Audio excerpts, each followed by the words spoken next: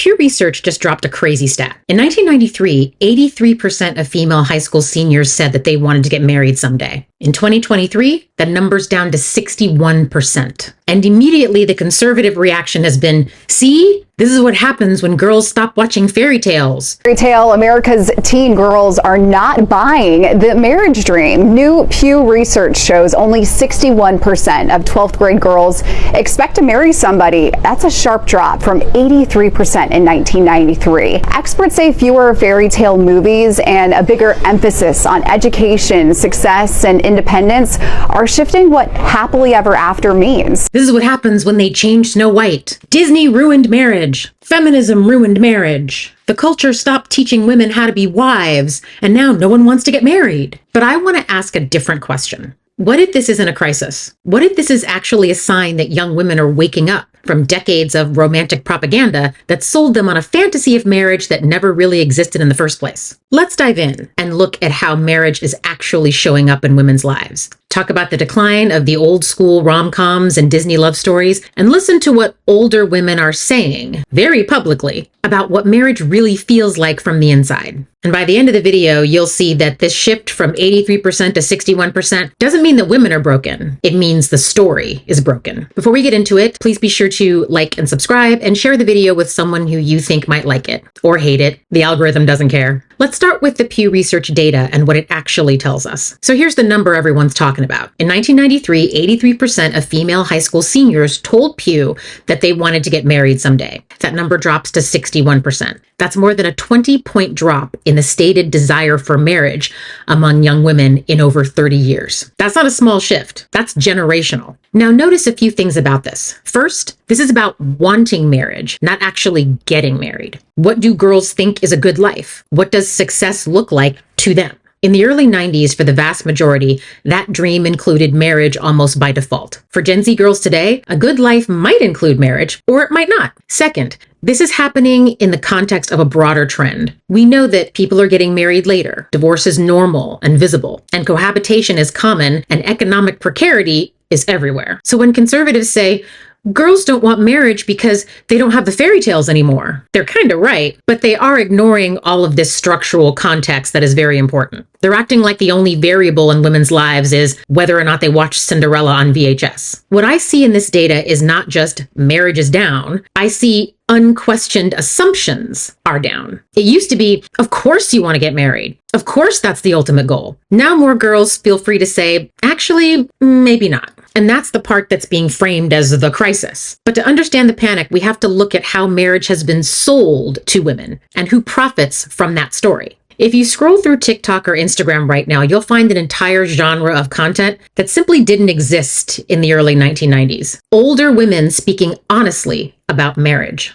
Not the wedding, not the ring, not the how I met your mother story, the actual day-to-day reality of marriage. You'll see women saying things like, I'm in my 40s, I'm divorced, I'm child-free, and I've never felt more at peace. What divorced women don't say out loud, but feel deeply about marriage. This is from a recent article I read. Number one, the fairy tale is harder to believe in. Many women grow up with the cultural story of marriage as a magical promise. Two people meet, fall in love, and stay together forever. After divorce, that illusion cracks. Even if they want to love again, many divorced women quietly admit to themselves that they'll never look at marriage with the same unguarded innocence. Divorced women often say, I'm happier on my own now. Marriage can feel like a performance.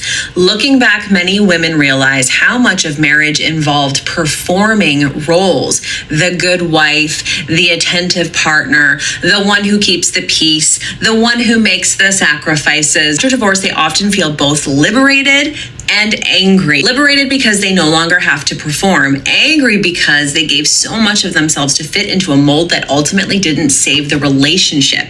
They don't always say it, but a quiet resentment lingers.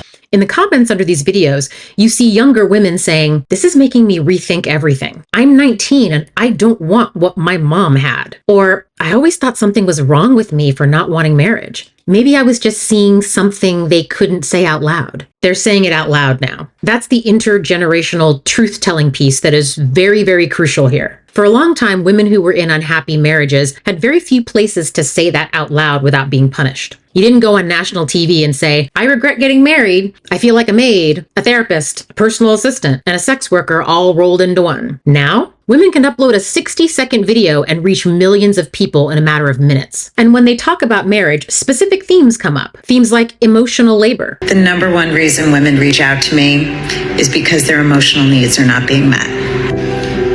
One of the top three reasons why women even consider ending a long-term marriage or even a short-term one is that their emotional needs are not being met. They don't feel valued. They don't feel seen. And they don't feel loved. They don't feel appreciated. They just don't feel like they matter. Women talk about being the default parent, the family therapist, the one who remembers everyone's birthday, keeps the household calendar, plans the meals, manages the social life, on top of also working outside of the home. The loss of identity. Women saying, I don't know who I am outside of this marriage and these kids. I used to have hobbies, dreams, and goals, and a personality. Now I'm just functioning. The asymmetrical sacrifice of marriage. Women describe partners who help with chores, but see the home as really her domain. Men who think going to work is their only contribution, while she does both paid work and unpaid work. The sexual obligation. Women talking about the pressure to be sexually available on demand just to keep the peace, even when they're exhausted or resentful. Yeah, none of this stuff is in the fairy tales. So when Pew asks 17-year-old girls in 2023, do you want to get married? Those girls are not answering in a vacuum. They've seen their moms, their aunties. They've watched TikToks of 40-year-old women saying, if I could go back, I wouldn't do this. I regret getting married. Or they say, if you get married, do not settle. Do not become someone's unpaid caretaker. Don't become just a nurse and a purse. The conservative narrative pretends that the only messages girls get about marriage are, men are trash. But what women are actually saying is a lot more nuanced than that. They're saying that the way that the institution of marriage is currently structured is bad for women. It doesn't have to be this way, but if it is, I want you to walk in with your eyes open or walk away. That's not bitterness. That's harm reduction. And it fundamentally changes how younger women perceive the risks of marriage versus the rewards. Now let's talk about the thing conservatives love to blame, the culture. The decline of fairy tales and old school romantic comedies. Kathleen Kennedy, the entire crew over at Disney headquarters have decided that never again will they do a traditional fairy tale, because traditional fairy tales are very often about boys being heroes and girls falling in love with boys. The main character will now be a female, and every main character will be an empowered female hero who's a kick-ass lady. In 2021, conservative columnist Ross Douthat lamented that the number of romantic comedies has declined in the past 15 years, and that there were at the time 4 consecutive Disney animated features that did not have a central romantic love story. He believes that this is a sign of cultural decline and economic stagnation. Quote, a cultural void where romance used to be, and it doesn't seem coincidental that this void opened at a time when the sexes are struggling to pair off, with fewer marriages, fewer relationships, and less sex. Disney's Encanto was released in theaters later that year in 2021. Screen Rant commented that the movie was part of Disney's recent trend of abandoning the classic fairy tale love story arc. Not only does Mirabelle not ride off into the sunset with a Prince Charming, she has 0 romantic interests at any point in the story. There is a shift happening in pop culture, but the conservatives are misunderstanding the direction of causality. In the 1990s and early 2000s, we were drowning in rom-coms built on one basic idea. Find the right man, overcome some quirky obstacles, get the big romantic kiss, the end, roll credits. That's happiness. Disney spent the entire 20th century churning out princess narratives where the end point was true love's kiss and marriage at 19. Those stories did not come from nowhere. They were part of a larger ecosystem that said to women and girls, your life is leading up to this moment. Your value is tied to whether or not some man chooses you. Fast forward to the last decade and look at what's happening. Yeah, we still have romance stories like Bridgerton. Classic hetero rom-coms are not the central dominant genre they used to be. Disney is sometimes very awkwardly trying to update its princess model, giving girls more agency, more power, sometimes no prince at all. And while streaming platforms have flooded the market with formulaic rom-coms, especially now around Christmas time, a lot of them quietly flopped or just disappeared.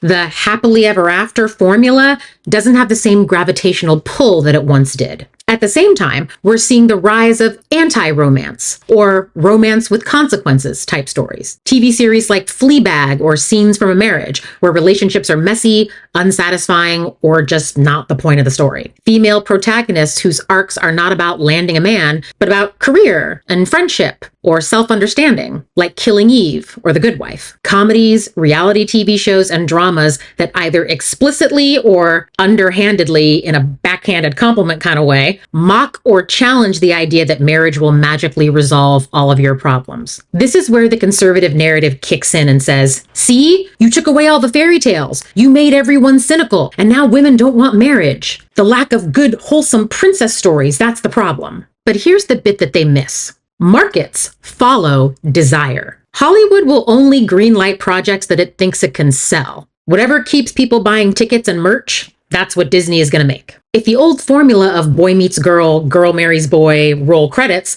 was still a reliable money printing endeavor, they would not be moving away from it. The shift in content is not what's causing women to feel differently about marriage. It's a delayed reflection of the fact that women already felt differently. When you have an entire generation of women who watched their mothers hold a marriage together by doing 80% of the invisible labor, saw divorce not as a scandal but as survival, and then found communities online where they're not told that they're crazy for wanting more than marriage, it gets harder and harder to sell them on a 90-minute fantasy where all of that disappears with a romantic kiss in the rain. God, The Notebook is so horrible.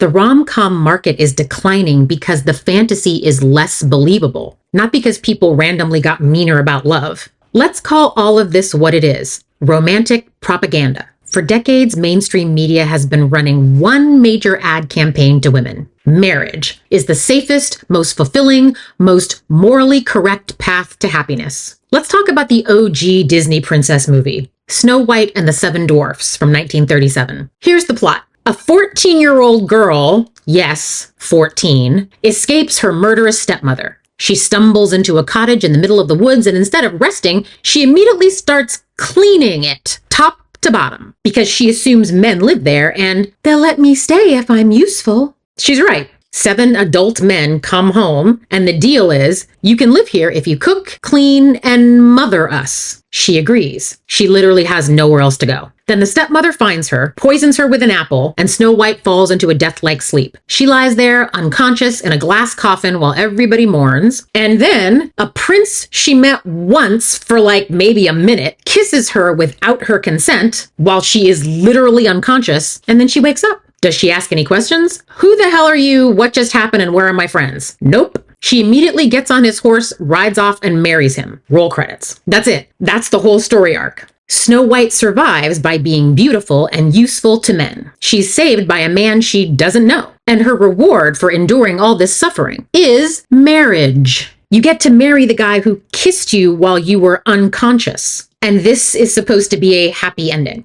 This is the story an entire generation of girls grew up watching. This is what happily ever after looked like in the 1930s and for decades after. Snow White has zero agency in her own rescue. Her value is tied entirely to her beauty and her ability to perform domestic labor. The message is clear. Be beautiful, be good, be useful. Wait for a man to choose you, and only then can your life begin. And it's the blueprint that Disney and the entire princess industrial complex has been selling to girls ever since. Okay, so maybe you're thinking, by the 90s, we got Belle. She reads books. She's smart. She's not like those passive old princesses. Yeah, let's talk about Beauty and the Beast. A young woman named Belle lives in a small, quaint French village where she's considered odd because she likes to read books. The hot guy in town, Gaston, wants to marry her. She says no, repeatedly, but he won't take no for an answer. He literally organizes a surprise wedding ambush at her house. Then Belle's father gets lost in the woods on the way somewhere and stumbles into a castle where he is imprisoned by a literal monster, a prince who was cursed for being a cruel, selfish prick. Belle then trades her freedom for her father's. So now Belle is a prisoner. She can't leave. The beast has a violent temper and constantly yells at her. He forbids her from entering certain parts of his castle, and when she disobeys, he flies into a rage. But then, the furniture starts talking to her. Turns out they're all enchanted servants trapped in object form because of the beast's curse,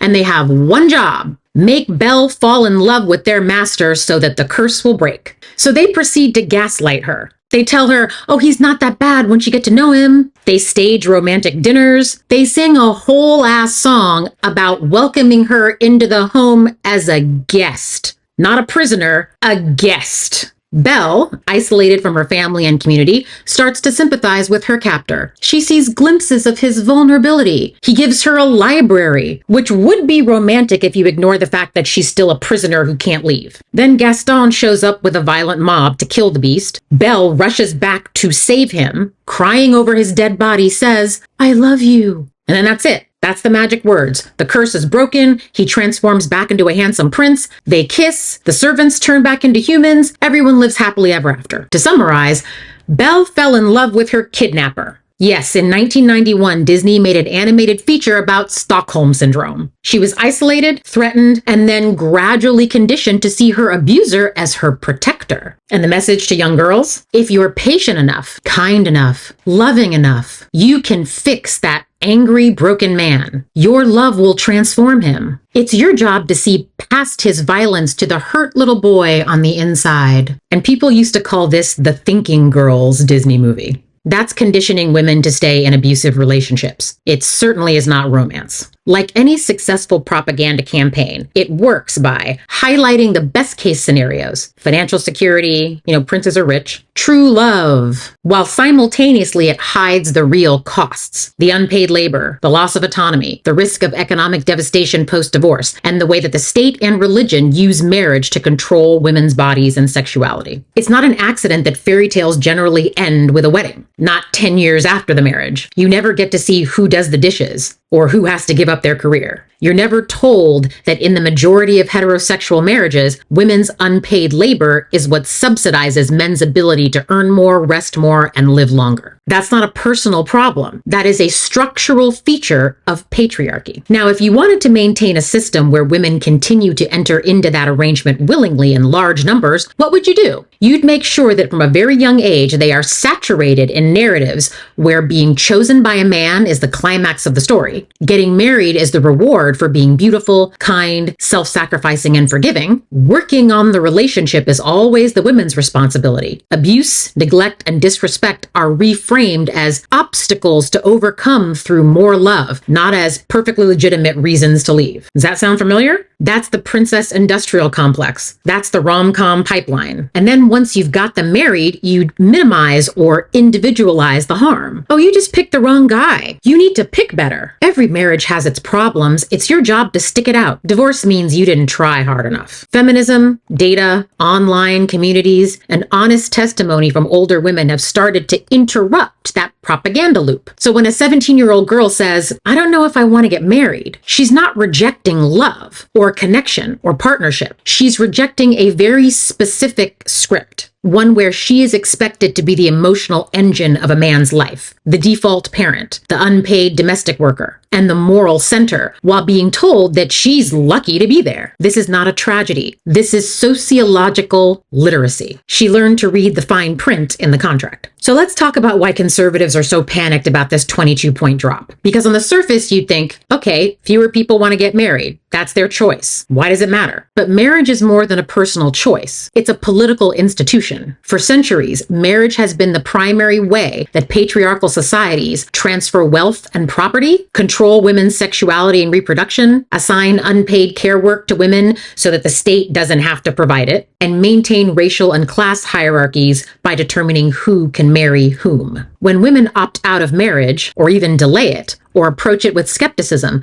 they're not just making a lifestyle choice. They're withdrawing their labor from the system that depends on it. Think about it. If women don't marry, or marry later, or refuse to have children within marriage, who's doing the unpaid elder care when the population ages? Who's raising the next generation of workers and taxpayers? Who's providing emotional support, domestic labor, and sexual access to men for free? The conservative argument is never, marriage is nice. The conservative argument is, marriage is necessary for social order. And when they say social order, what they mean is a specific arrangement where women's bodies, labor, and choices are managed within the family unit under male leadership with the backing of religious and state authority. So when a teenage girl says, I'm not sure I want that, she's threatening the entire system. That's why the response is always so intense. A woman being lonely in her 40s, at no point between 20 and 40 did she get a slap in the face and someone that told her, wake the fuck up and do something about it now. She got a load of feminists online saying, you're good, you're great how you are, you're amazing, you're perfect how you are. And then year by year, she got a little bit more lonely. That's why they immediately assign blame.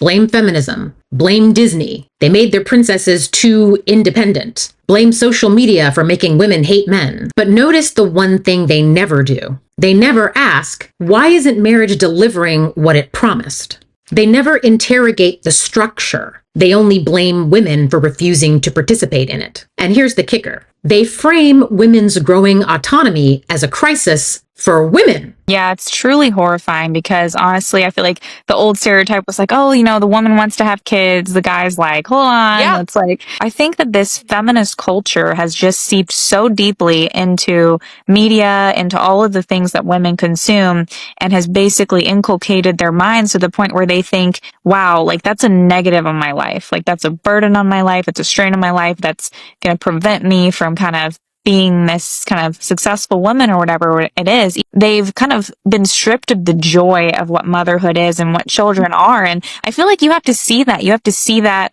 like with your friends or at church or whatever it is to be like, oh my gosh, this is this adorable baby. Like I want one of those too. And see that there's just so much beauty that comes from motherhood too, and not just all the negative, all the downside stuff that the feminists and the left talk about. But the data does not support that narrative. Studies show that single women without children report higher life satisfaction than married women with children. Divorced women often describe their post-marriage life as a relief. Even though divorce usually leaves them with less money, they're still happier. Older single women talk about freedom, peace, and rediscovering themselves. The crisis is not happening to women. The crisis is happening to a system that needs women to keep saying yes to marriage. And that system is starting to realize that the old sales pitch isn't working anymore. So if it's not Disney made girls cynical, what is actually driving the shift? Let's look at the real reasons. Economic independence. Women today have access to education, careers, and income in ways that previous generations of women did not. That means that marriage is no longer an economic necessity for survival. While the wage gap and glass ceilings are still real, women can and do build lives without male financial support. It is easier to do that than it's ever been. When marriage is optional and not mandatory, women can afford to be pickier or opt out entirely. Then there's the visible costs. Thanks to social media, younger women can see what marriage actually looks like in real time. They watch their mothers, their older sisters, the women in their communities, and they see women doing a second shift of unpaid labor after work, mothers losing career momentum while fathers' careers accelerate rapidly, women trapped in marriages because they can't afford to leave, and divorce as financial devastation for women,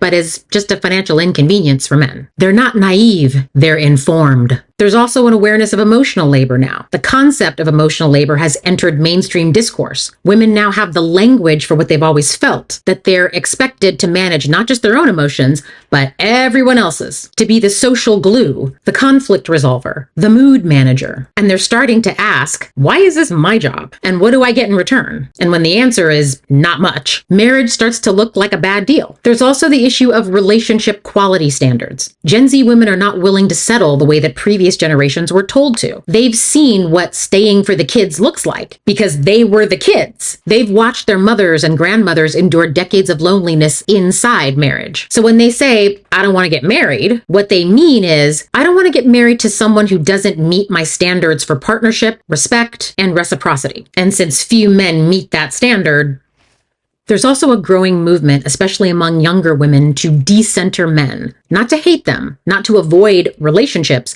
but to stop organizing your entire life around male approval, male partnership, and the presence of a male in your life. To build a life that's fulfilling on its own terms, where a romantic relationship is a bonus and not the foundation. When you decenter men, marriage stops being the ultimate goal. It just becomes one of many options. And that shift from marriage as the destination to marriage is optional is what's showing up in the Pew data. So here's what I want to leave you with. The drop from 83% to 61% is not a sign that something is broken in women. It's a sign that something is broken in the story we've been told about what women are supposed to want. For decades, the fairy tale, the rom-com, the wedding industry, the church, and the state, they all tell women the same story. Your life begins when a man chooses you. Your value is proven when you become a wife. Your happiness is guaranteed if you just find the right man and commit forever. And generation after generation of women tried to make that story true. They worked harder. They sacrificed more and more. They stayed when they should have left. They smiled through exhaustion, abuse, infidelity, resentment, and loneliness. And then they started talking, not in whispers, not in private, but publicly, loudly, and honestly. They said, "This is what marriage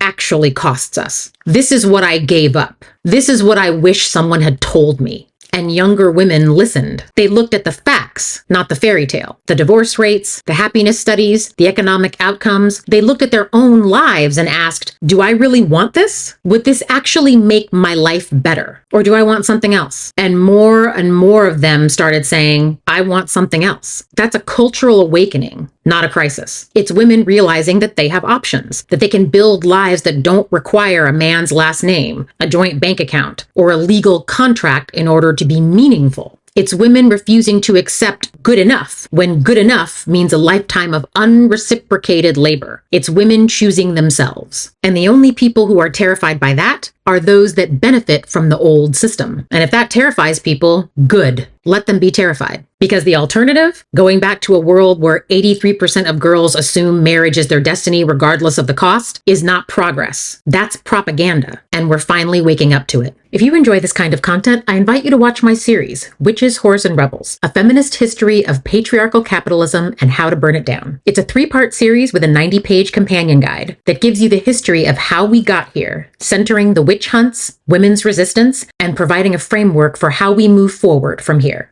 The link is in the description when you're ready.